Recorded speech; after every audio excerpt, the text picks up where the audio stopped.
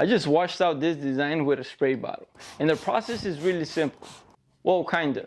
First, we grab a screen that's already coated with emulsion and we tape our film positive to the back. After that, we take it to the exposure unit and burn that design to it. And everything that wasn't covered by the design hardens, and everything that was covered by the design washes out.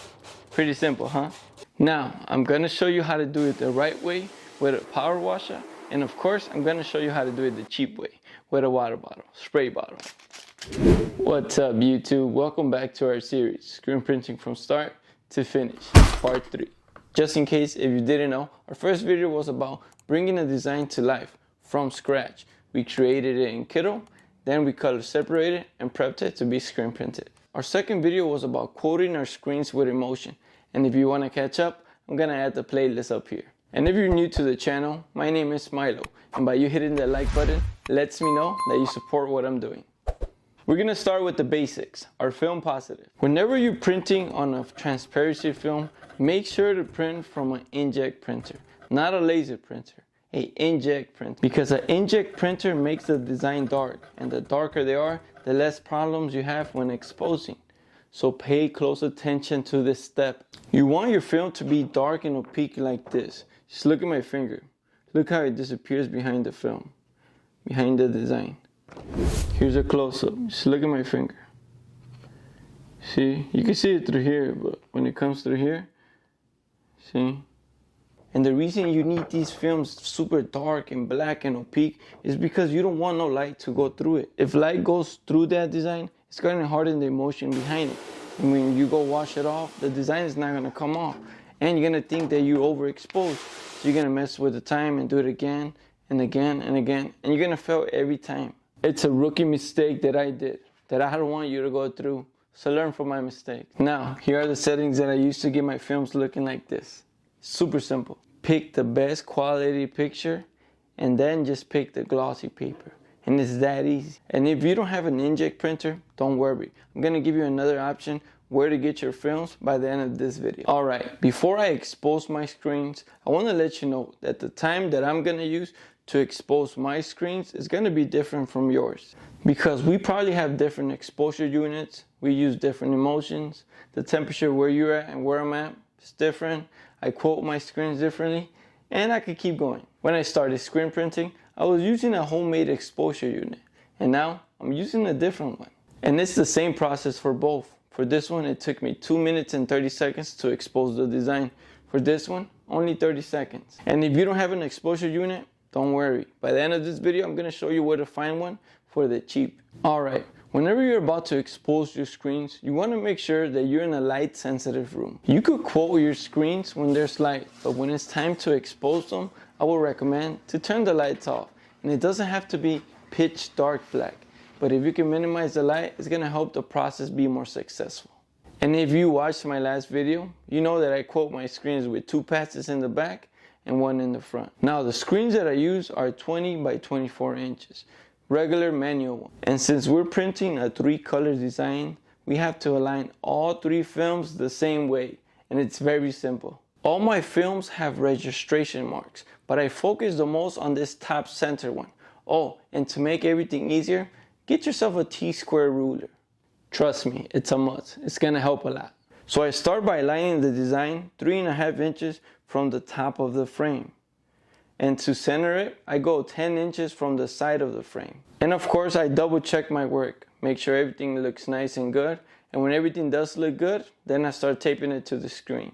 And I repeat the same process to my other 2 screens. So whenever I do have to go align them in my press, they will all be the same. Alright, I burn my screens in 30 seconds. And right away after that, I take them to my washout booth. And I pop that design off.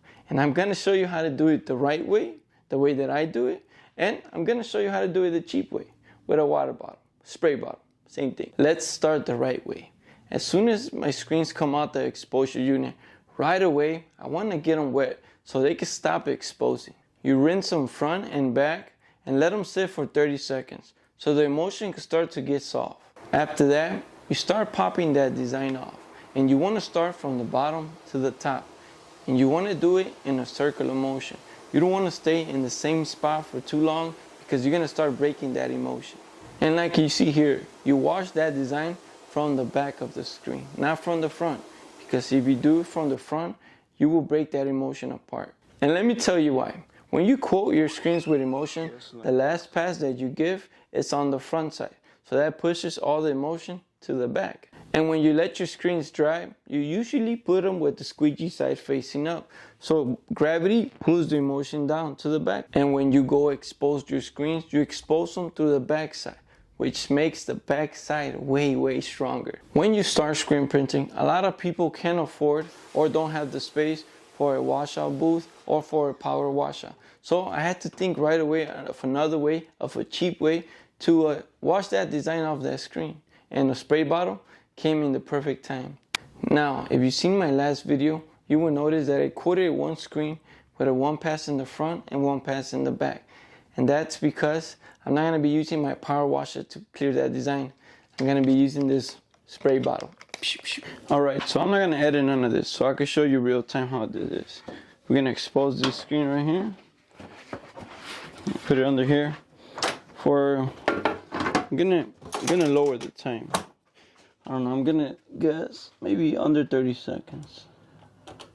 I'm gonna let it sit. And we're gonna use spray bottles. We're gonna use 2. Make sure to have an extra one just in case you run out of water. I don't know, I never done this before, so I've seen people do it, but I haven't done it, so we'll see right now. Alright. And we're gonna go to the sun right now. And before we go out there, you gotta make sure that this screen stops exposing. So we're gonna have to wet it. We're gonna wet it, and then we're gonna wet them. So, cause we're gonna go out to the sunlight right now. Can you see that? All right, let's go outside. Give me a second. Leave this here. Let's go. Come on. Let's go. And right here, we're just gonna be spraying. We're gonna be spraying it. We're gonna spray it up. And just to make everything, just to make the emotion softer, kind of give it a small rub in the back. In the back. So you can start breaking down that emotion that it wasn't exposed. All right, I'm gonna hit it again in the front.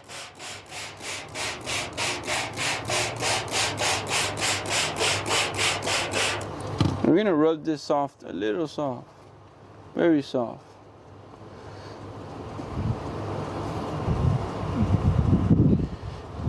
But don't overdo this because the front side is always softer, like I had mentioned in the beginning. So now we're gonna start popping that design off.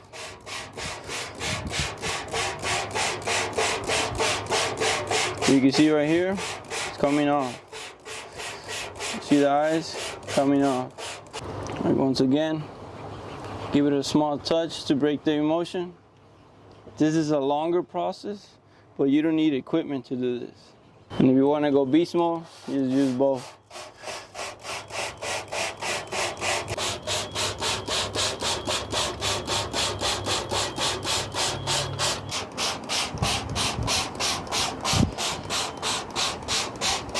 This, can you see that? This looks way better. Oh, it looks nice.